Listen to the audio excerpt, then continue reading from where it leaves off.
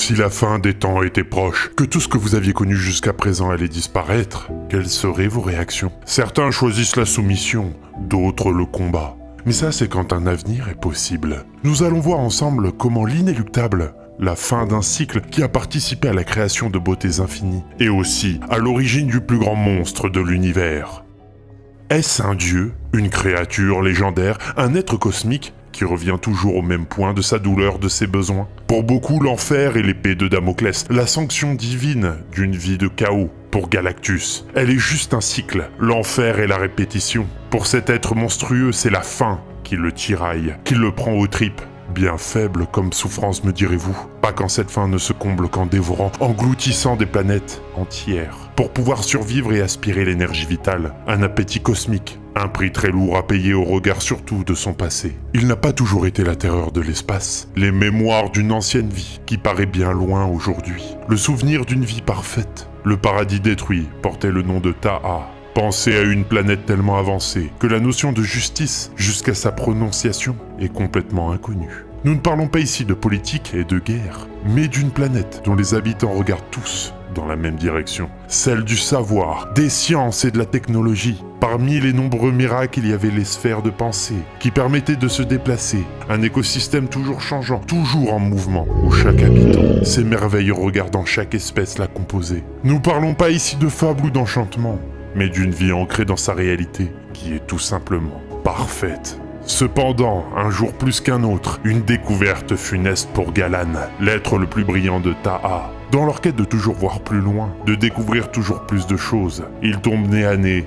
avec l'horreur. Si jusqu'ici des milliards de découvertes avaient propagé la plénitude, il en suffira d'une pour inoculer l'effroi et l'agonie dans le cœur d'une planète. Alors Galan, quel est le destin de notre planète? Qu'as-tu découvert? Pourquoi tu ne parles pas? Une réponse tétanisante d'un Galan, qui revient d'une longue enquête dans l'ensemble de l'espace connu. Cela ne sert à rien de répondre. À quoi servent les mots dans un moment pareil? Un moment d'une terrible catastrophe. Les molécules, les atomes de notre univers sont en train de changer. C'est ce que je craignais. Le monde de Ta, l'univers lui-même est condamné. J'ai été jusqu'au bout du cosmos, mais mon voyage a été vain. Notre monde est l'un des derniers qui existent. Il est toujours facile de faire preuve de courage, de bravoure, dans les jours heureux. Mais c'est confronté au plus violent, au plus horrible, qu'on découvre la véritable profondeur d'âme de Galan. Qui de cette fin, qui semble inéluctable, dans cet univers qui est en train d'imploser, tente tout, étudie toutes les possibilités pour ne pas voir l'extinction de son monde.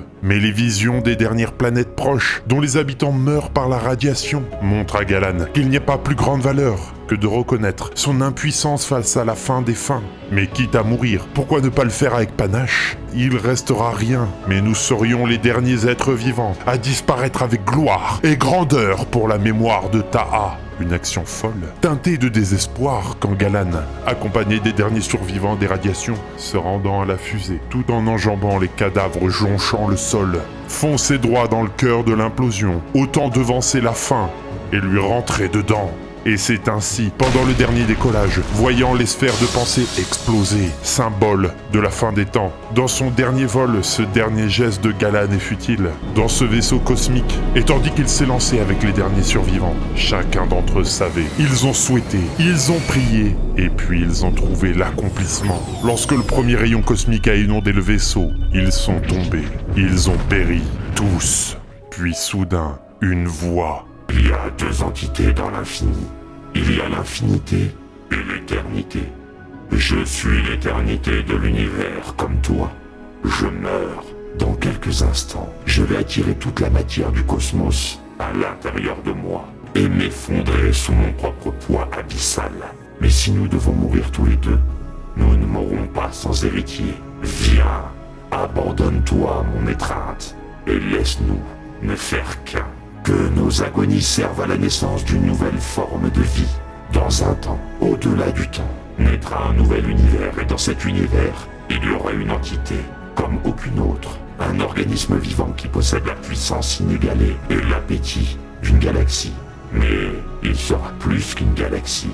Il sera un ravageur galactique. Il sera Galactus.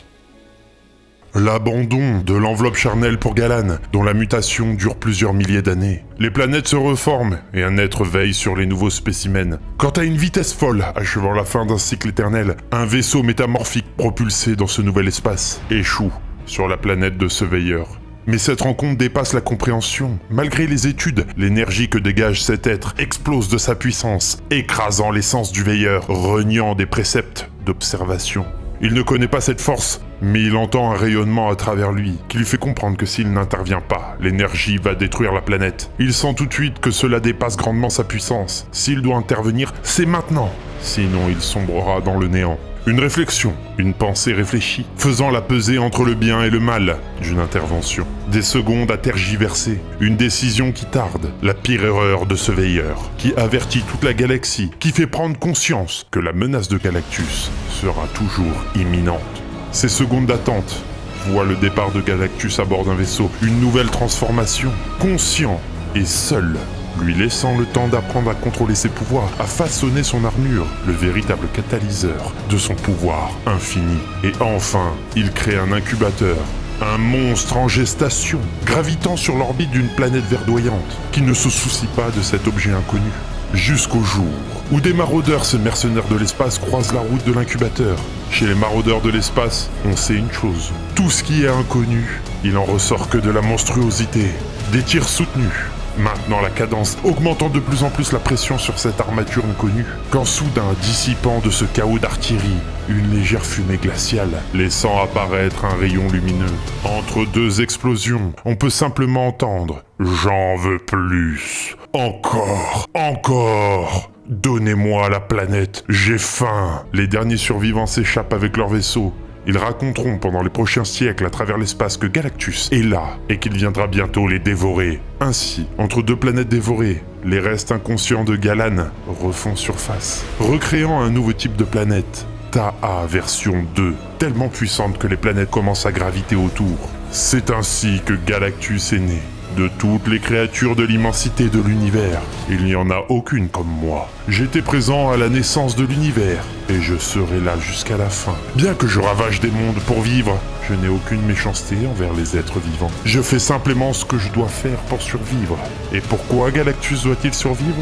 Car peu importe le nombre de mondes que je dévore, combien de civilisations je détruis, c'est mon destin de rendre un jour à l'univers infiniment plus que ce que je lui ai pris. Ainsi, par là, Galactus. Beaucoup de menaces ont existé à travers les cultures, les histoires, les comics.